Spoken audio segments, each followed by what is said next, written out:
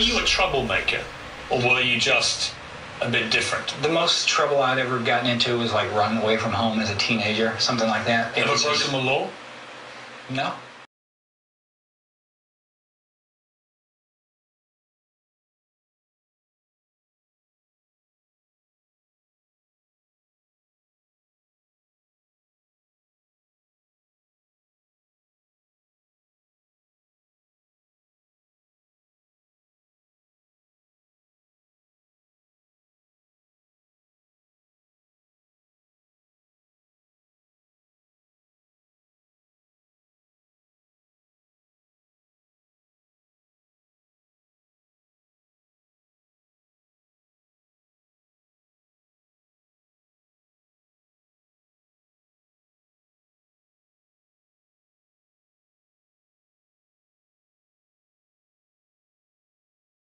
The question that some people want to say is, well, what was his alibi? What were you doing? Why would police come to you? What was your alibi?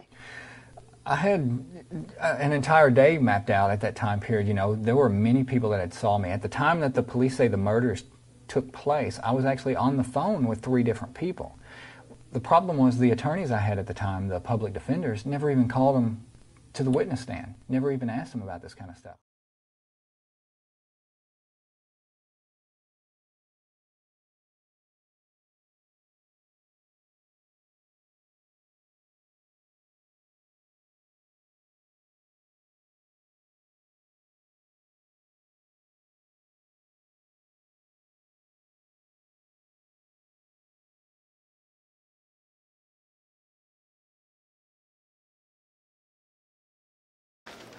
Damien, we're getting close to the end now. How do you feel so far? I feel good so far. So far, to me, it looks like we've got it beat. What do you think the worst thing for us right now has been? In the 3 weeks we've been over here, what has hurt the most? I only know of 2 things that really hurt. That one kid getting up there for Jason. Yeah. And those girls. The Thursday's newspaper, which addressed you testifying on Wednesday, was real good. It talked about that you did well. But Friday's, regarding your Thursday testimony, wasn't as good. What do you think? I think I did real good the first day. The second day, it didn't look as good because Davis kept trying to trip me up or something. There was one point in there, though, where he asked you, he says, it looks like you're just changing your story to fit whatever comes up. And you said, yeah. I was just like halfway listening to him. After I was real nervous when I first got up there, enough to keep my attention focused and everything, but after I was up there a few minutes, just started daydreaming. Daydream.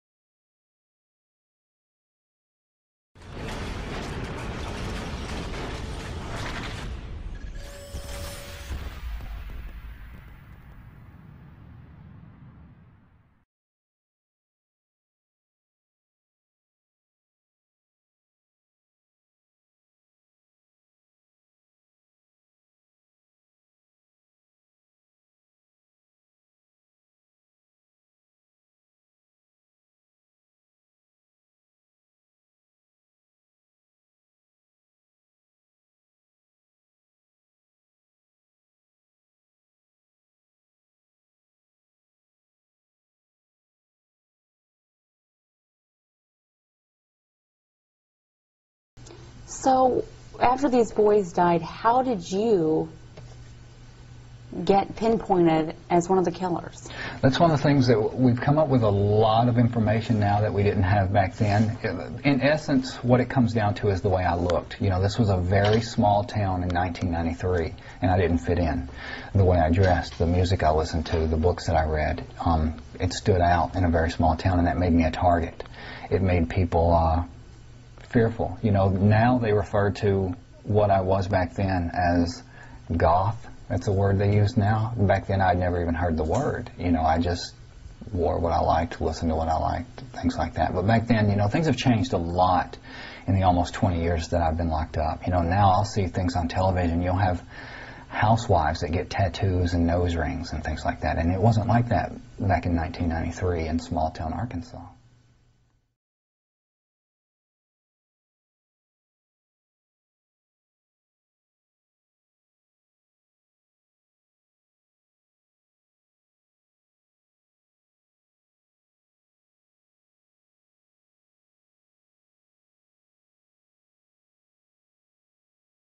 And I asked you earlier, how do you keep sane in your cell on death row? But the fact is, before this trial, you spent time in a mental institution. I did when I was younger for depression.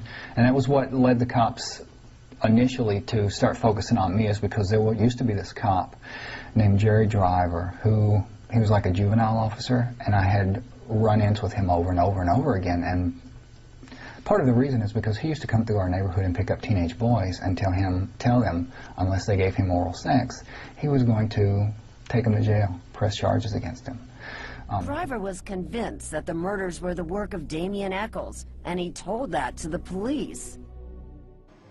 The police department asked me to come up with a list of people that we had dealings with in the juvenile department that might have had something to do with this.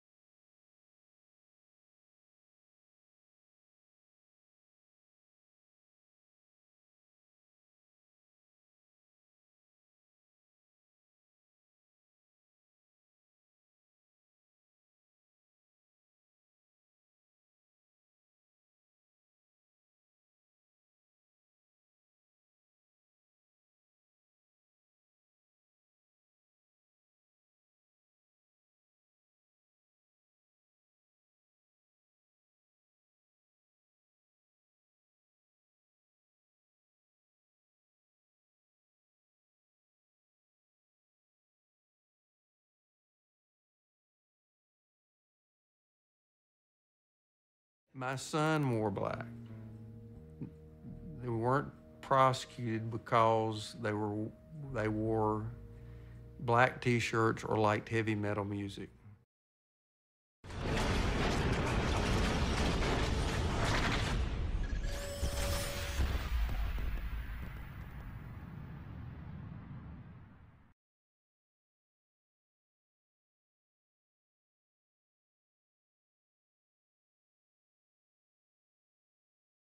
Let's go back to 1993. Had you, that area, that Robin Hills area, was that an area that you were familiar with or had ever been in? No, that's actually, most people always call us the West Memphis Three, but we actually weren't from West Memphis. We were from a small town right outside of West Memphis called Marion, which almost no one knows where it is. And being that West Memphis is the closest thing to Marion, it's just sort of, people look at it as being almost the same place.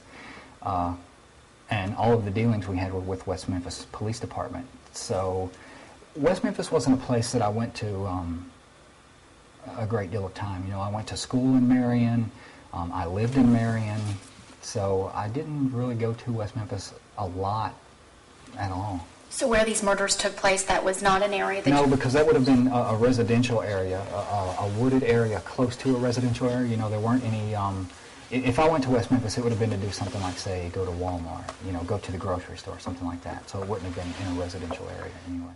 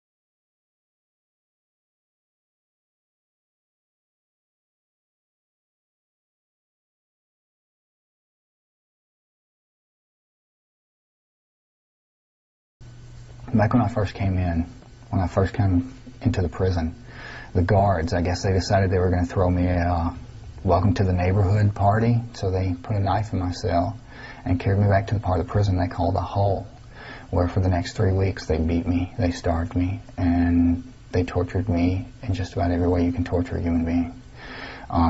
They beat me so bad I pissed blood. One of the things they did is they messed up my teeth. They caused a lot of damage in my teeth. Well, in prison there are no root canals, there are no crowns, there are no caps. I was in more pain than most people can imagine. Imagine the absolute worst toothache you've ever had in your life, and then imagine it multiplied by 10, and then imagining it lasting for years. Well, there was nothing I could do. You know, they told me, deal with the pain as long as you can, and then when you can't take it anymore, we'll pull your teeth out. I didn't want to live with no teeth. I didn't want to have to come and face my family with no teeth because I was beaten by a bunch of prison guards. So I had to learn things like Reiki, Qigong, therapeutic touch, you know, different types of meditation that allows you to deal with pain and physical illness and ailments. And this was in what facility, your original facility? That was in the one over there, yeah. You have teeth now. Exactly. It's allowed me to, these practices has allowed me to deal with the pain and keep it at bay enough to hold out.